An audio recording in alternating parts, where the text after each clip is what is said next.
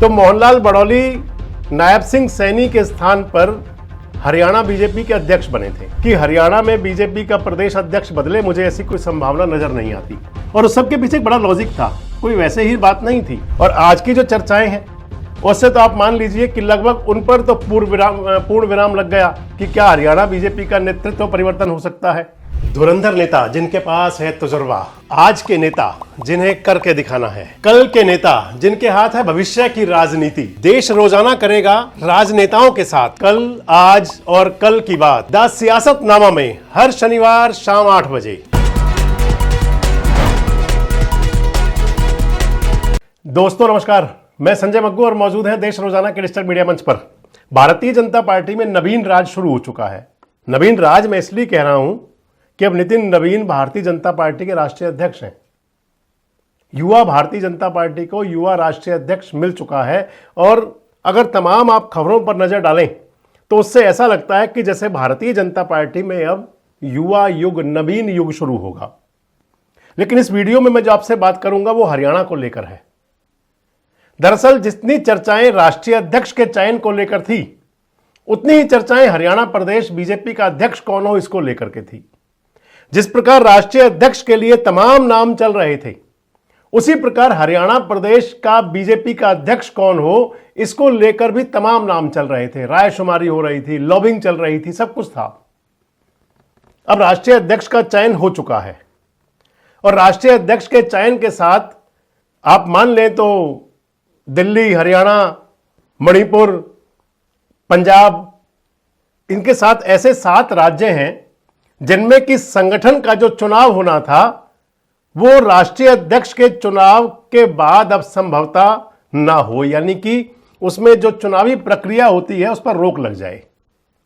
और अगर हरियाणा की मैं बात करूं तो हरियाणा में संभवतः आप मान करके चलें कि पंडित मोहनलाल बड़ौली को अभी अपना कार्यकाल पूरा करने के लिए और या फिर पूरा कार्यकाल मिल सकता है। बताऊंगा आपको दोनों बातें, कार्यकाल पूरा करने के लिए कैसे और पूरा कार्यकाल कैसे। दरअसल हरियाणा बीजेपी के प्रदेश अध्यक्ष को लेकर के मैंने आपको बताया तमाम चर्चाएं रही हैं और वो चर्चाएं तभी शुरू हो गई थी जब हरियाणा के अंदर विधानसभा का चुनाव हुआ था। अगर मोहनलाल बड़ौली के चयन को लेकर के बात करूं आपसे, तो मोहनलाल बड़ौली नायब सिंह सैनी के स्थान पर हरियाणा बीजेपी के अध्यक्ष बने थे। आपको ध्यान होगा हरियाणा के मुख्यमंत्री मनोहर लाल हुआ करते थे। ओम प्रकाश धनखड़ की छुट्टी हुई थी, हरियाणा से विदाई कह देंगे, उसे छुट्टी नहीं कहेंगे, हरियाणा से विदाई हुई थी हरियाणा प्रदेश अध्यक्ष पद से। और ओपी धनखड़ बने थे राष्ट्रीय सचिव जेपी नड्डा साहब की टीम में। और इधर हरियाणा के अंदर प्रदेश अध्यक्ष बने थे नायब सिंह सैनी, उनकी नियुक्ति हुई थी। नायब सिंह सैनी को जब हरियाणा बीजेपी का अध्यक्ष बनाया गया था, उसके लगभग 5-6 महीने बाद हरियाणा के अंदर नेतृत्व परिवर्तन हो गया सरकार का। मनोहर लाल सेंटर में चले गए, एक प्रकार से सेंटर में तो 4 महीने बाद गए। मनोहर लाल को हरियाणा प्रदेश के मुख्यमंत्री पद से विदा कर दिया गया। मार्च 2024 की बात थी, आपको ध्यान होगा। और नायब सिंह सैनी हरियाणा के मुख्यमंत्री बन गए। नायब सिंह सैनी के हरियाणा का मुख्यमंत्री बनने पर जो सबसे प्रमुख हुआ वो ये था कि एक ही समय पर लगभग 5 महीने तक नायब सिंह सैनी हरियाणा बीजेपी के अध्यक्ष भी रहे और हरियाणा के मुख्यमंत्री भी रहे।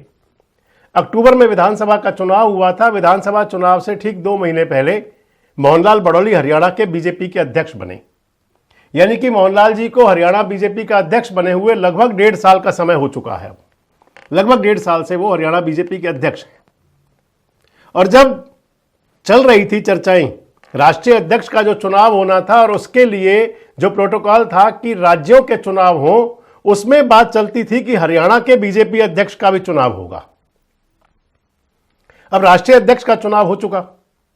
और अगर मोहनलाल बड़ौली जी के लिए मैं कहूं कि मैं आपको बता रहा था कि क्या वो जो उनका पुराना टेन्योवर चला आ रहा है, यानी कि जो 1.5 साल से वो प्रदेश अध्यक्ष चले आ रहे हैं, वही एक्सटेंड हो जाएगा, पूरा करेंगे और या फिर उनकी नई नियुक्ति होगी।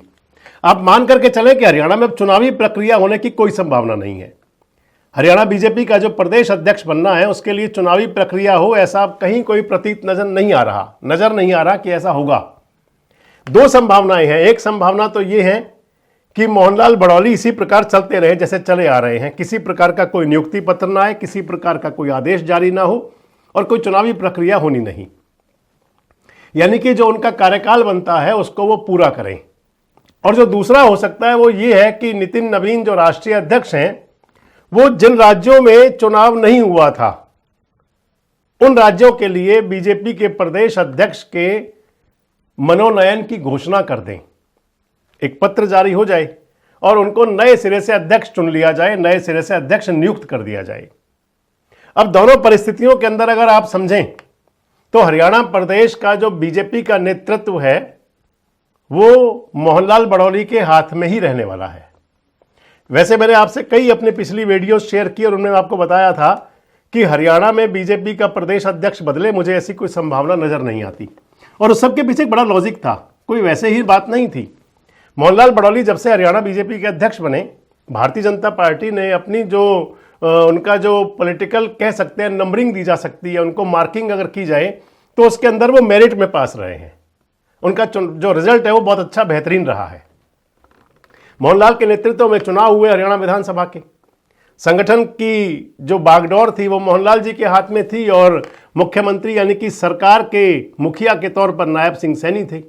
और दोनों की जोड़ी ने जो हरियाणा विधानसभा चुनाव का जो प्रदर्शन हुआ वो आज तक का सबसे बेहतरीन प्रदर्शन था। यानी कि पहली बार बीजेपी को हरियाणा में 90 में से 48 विधायक अपने बूते मिले अपने दम पर। 2014 में भी 47 ही मिले थे। और जब हरियाणा में उस समय बीजेपी के 7 सांसद बने थे। 2019 में जब बीजेपी के 10 के 10 सांसद बने थे तो हरियाणा में विधायक 40 मिले थे।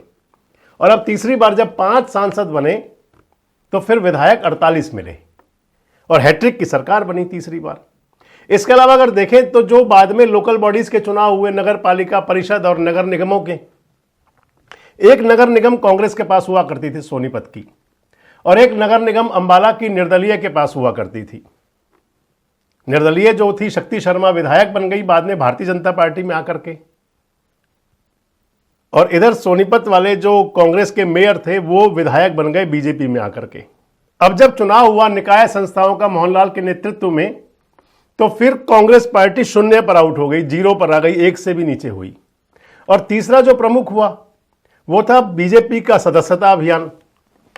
उस सदस्यता अभियान के अंदर भी जो संगठन पर्व जिसे कह सकते हैं, उसके अंदर भी हरियाणा का जो रिजल्ट था वो बहुत बेहतरीन था, मेंबरशिप के अंदर भी। इस लिहाज से मोहनलाल बड़ौली अपनी परीक्षाओं में खरे उतरे थे। और इसलिए मैं कहा करता था हमेशा कि मोहनलाल बड़ौली ही प्रदेश अध्यक्ष रह सकते हैं, चाहे वो चुनाव से हो चाहे वो रिपीटेशन में हो।